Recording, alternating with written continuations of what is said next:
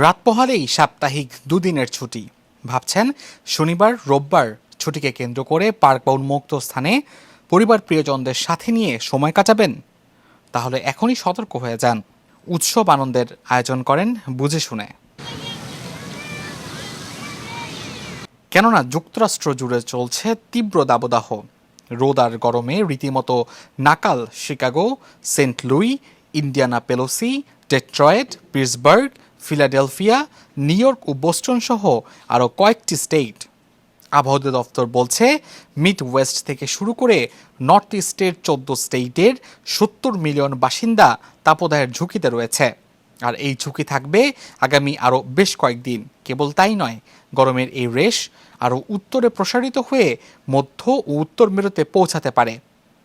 এরই মধ্যে এই স্টেটগুলোতেও সতর্কতামূলক ব্যবস্থা নিতে হিট অ্যালার্ট জারি করা হয়েছে, যা থাকবে আগামী 23 জুন পর্যন্ত। This is summer. Today is 21st June, and the summer starts today. The regular temperatures for summer is usually it starts from 75 to 100, but we are not still there. But this scorching heat, মানুষকে একটু সাবধানে চলতে হবে, বেশি don't expose in the sun too much. It's definitely really hot today. I mean, we're talking like mid 90 degrees, but it feels like it's 100 something degrees. So my son is actually playing in the sprinklers. We got to cool off. We got to stay hydrated.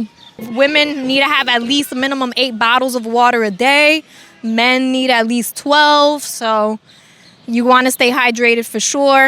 আবহাওয়ার এই বৈরী মনোভাবের প্রভাব এরই মাঝে পড়েছে new ইয়র্কে।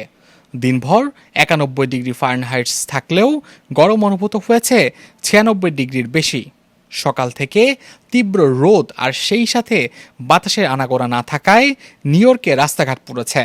বেলা বাড়ার সাথে সাথে গণপরিবহন ও ব্যক্তিগত গাড়ি চলাচল বাড়লেও পথচারীদের আনাগোনা ছিল তুলনামূলক কম।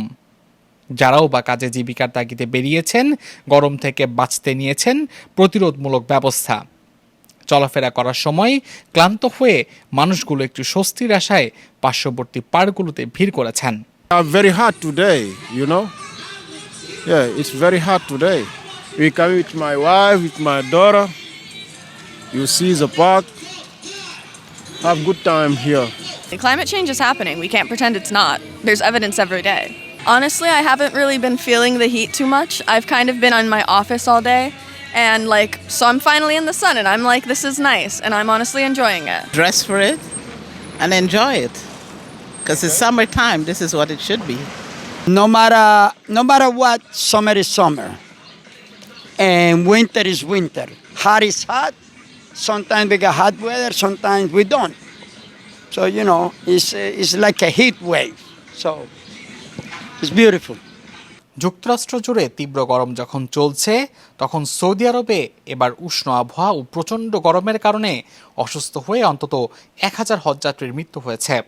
এর মধ্যে সবচেয়ে বেশি মারা গেছেন মিশরের হজযাত্রী। ফেডারেল রোগ নিয়ন্ত্রণ ও প্রতিরোধ সংস্থা সিডিসির গবেষণা অনুযায়ী গত বছর যুক্তরাষ্ট্রে তীব্র দাবদাহে 2700 জনেরও বেশি মানুষের মৃত্যু হয়েছিল।